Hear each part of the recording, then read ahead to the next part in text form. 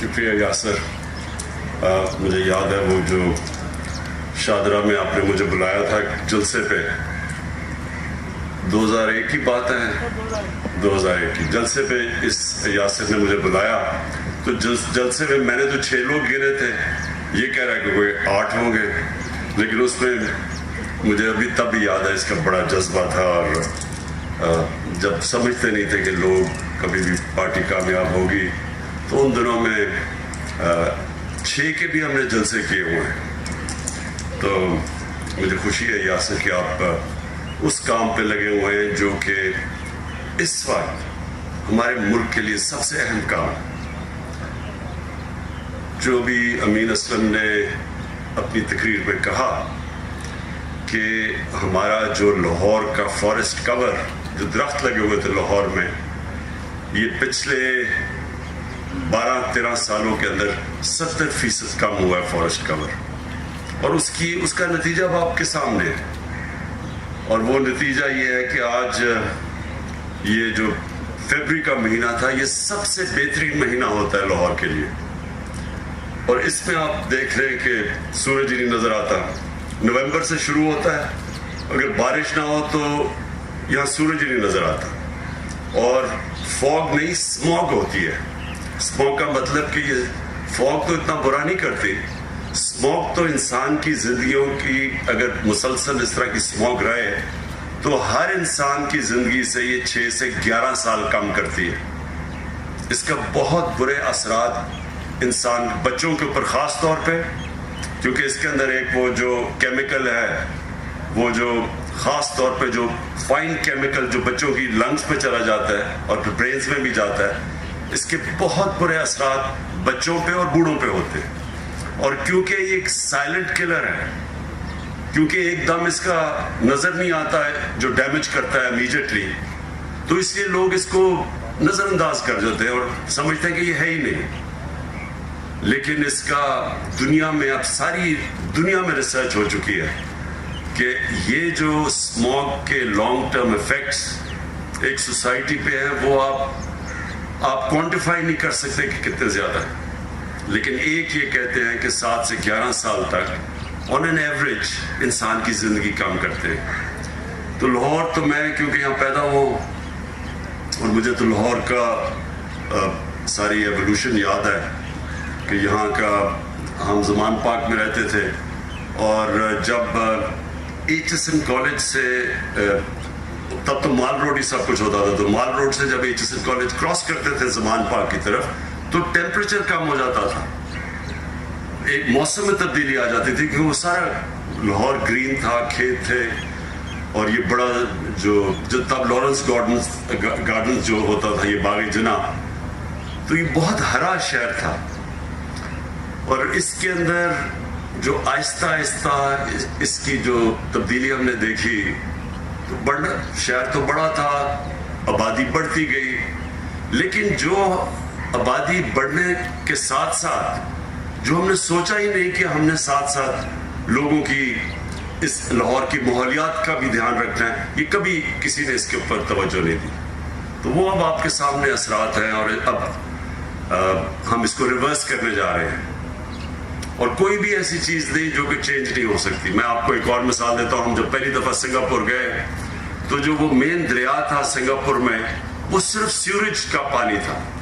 جس طرح راوی بن گیا اب, اسی طرح بس وہ دریا سارا سیوریج تھی. اور 10 سالوں کے اندر ہم نے دیکھا کہ ان کی گورنمنٹ آئی اور ایک پرائم منسٹر کو فکر پڑی کہ ماحولیات کی اور صاف پانی کی اور ہوا کی, وہ آج اسی دریا میں مچھلیاں ہیں, صاف پانی ہے.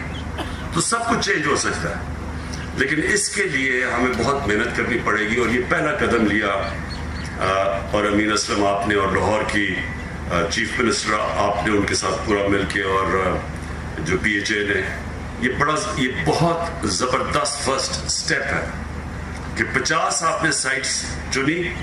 اور یہ جو میاواکی فارسٹ, یہ جو کانسیپٹ ہے کہ وہ جو جنگل 50 سال میں اگتا تھا, اس سے صرف 10 سالوں یا 20 سالوں میں اگے گا, اور اس کی گروتھ کتنی تیز ہے, اور وہ آکسیجن کتنی زیادہ دے گا جو کہ ایٹماسفیئر کو صاف کرے گا. تو یہ بہت زبردست پہلا اسٹیپ ہے. میں نے دیکھا نہیں یہ جو آپ نے لبرٹی میں کہا کہ وہ جو پورا جو گروتھ ہوئی ہے وہ میں دیکھنا چاہتا تھا. میں ہوپ کر رہا تھا کہ آپ اس اسکرین پہ بھی دکھائیں گے, وہ میں نے نہیں دیکھی. لیکن میں یہ ضرور کہنا چاہتا ہوں کہ یہ آپ کو ضرور ٹی وی پہ دکھانا چاہیے لوگوں کو. لاہور کے لوگ اس وقت سب چاہتے ہیں کہ یہاں سبزہ ہو, یہاں جنگلات ہو گئے, یہاں درخت ہو گئے. سب لاہور کے لوگ یہ چاہتے ہیں کیونکہ سب کو پتا ہے کہ یہ جو جس طرح کا اب ماحول بن چکا ہے, جو پولوشن آ چکی ہے, سب جانتے ہیں کہ اس کے منفی اثرات کتنے برے ہیں. تو ایک تو آپ کو اس کو دکھانا چاہیے, اور دوسری چیز یہ جو 50 سائٹس ہیں آپ کی, میری آپ کو ریکویسٹ یہ ہے کہ اس کو آپ گوگل کے ذریعے آپ ان کے کوآرڈینیٹس دیں اور یہ سب کو لوگوں کو بتائیں کہ یہ جو جنگل اب اگ رہا ہے اس کی گروتھ آپ بتائیں. جس طرح کہ پختونخوا میں جب 1 ارب درخت اگانے کا فیصلہ کیا, تو آج آپ دیکھ سکتے ہیں وہ علاقوں میں جو بالکل ریگستان تھے آج وہ پورے جنگل اگے ہوئے ہیں. تو وہ بھی پختونخوا کی حکومت کو میں کہوں گا کہ وہ لوگوں کو دکھائیں کہ اصل میں یہ تو چھپ نہیں نہ سکتا. اگر آپ نے کہا 1 ارب درخت ہے تو وہ کوئی سوئے تو نہیں کہ جو 1 ارب چھوٹی چھوٹی چیزیں ہیں, وہ تو درخت تو سب کو نظر آ جائیں گے. تو میں پختونخوا کی حکومت کو بھی کہوں گا کہ اس کو پوری طرح دکھائیں لوگوں کو, ان کے کوآرڈینیٹس دیں کہ کدھر کدھر یہ درخت اگے ہوئے ہیں, جنگلات کدھر ہیں, تاکہ سب دیکھ سکیں. اور اسی طرح یہ جو آپ نے 50 سائٹس چنی ہیں اس کی ابھی سے تیاری کروائیں کہ لوگوں کو پتہ چلے یہ 50 سائٹس کون سی ہیں اور ادھر کیسے کیسے گروتھ ہوتی ہے. اور خاص طور پہ ایک دم آپ کو نظر آئے گا برسات کے بعد, ایک دم وہ گروتھ آپ کو نظر آ جائے گی. تو اس لیے ضروری ہے کہ آپ یہ سب کو دکھائیں. اس کے بعد اب یہ ہمارا پلانٹنگ کا وقت ہے, اب شروع کر دیا, یہ آج آغاز کیا ہم نے اپنی جو سپرنگ پلانٹیشن ہے, جو اب ہم سارے پاکستان میں جو 10 ارب درخت کا ہم نے اپنے آپ کو ٹارگٹ سیٹ کیا ہے, اب یہ شروع ہو جائیں گے سارے پاکستان میں اس کی پلانٹیشن. میں انشاءاللہ اور بھی علاقوں میں جاؤں گا جدھر جدھر ہم یہ نئی پلانٹیشن کر رہے ہیں.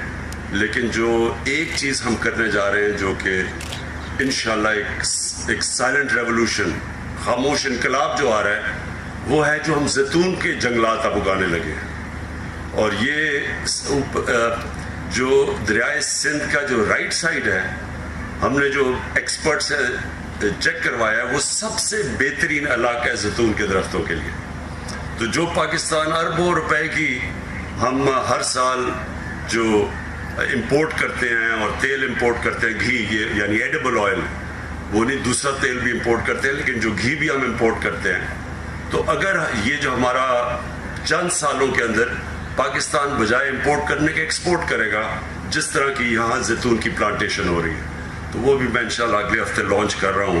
بڑی پوری ایک علاقے ہم ڈیڈیکیٹ کر رہے ہیں زیتون کے درختوں کے لیے.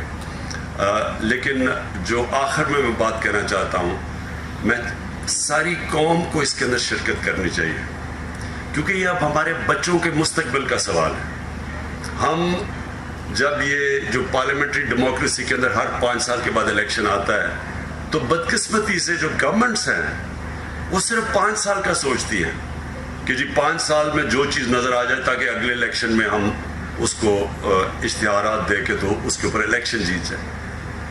لیکن جو ملک کے مستقبل ہیں وہ کبھی 5 سال کی پلاننگ سے نہیں بنتے, وہ ہمیشہ لانگ ٹرم پلاننگ سے ایک ملک کی صحیح معنی میں ترقی ہوتی ہے. اور جو آج چائنا کی جو ایک میریکل ہی کہہ دیں, یہ جو چائنا کے اندر ہوا, یہ کبھی بھی دنیا کی تاریخ میں اتنی تیزی سے کسی ملک نے ترقی نہیں کی. اور اس کا راز یہ ہے کہ ان کی لانگ ٹرم پلاننگ ہے, وہ آگے کا سوچتے ہیں. اور آج اب آپ چائنا جا کے دیکھیں تو چائنا میں بھی بہت زیادہ پولوشن بڑھ گئی جب انہوں نے اتنی زیادہ اپنی گروتھ کی اور ان کے جو نئے شہر بنے اور ان کے جو کانکریٹ جنگل بنے. تو اب آپ جا کے چائنا میں دیکھیں جس طرح کے وہ جنگلات اگا رہے ہیں اور جس طرح کی ان کی پورے اب شہر انہوں نے گرین سٹیز ڈکلیئر کر دیے. تو ان سے تو وہ انہوں نے بھی محسوس کیا کہ اگر آپ سوچیں گے نہیں آگے کا, تو اگر یہ صرف سیمنٹ کے جنگل بنا دیں گے تو اس کا بہت منفی اثرات ہیں اپنے لوگوں کے اوپر. ہمارے لیے بڑا ضروری ہے کہ اپنی آنے والی جنریشن کے لیے, ہماری آنے والی نسلوں کے لیے ابھی سے ہم ان کو وہ پاکستان دیں کہ جو اللہ نے اتنی نعمتیں بخشی ہیں اس ملک میں. یعنی ہمیں 12 موسم دیے ہیں اللہ نے.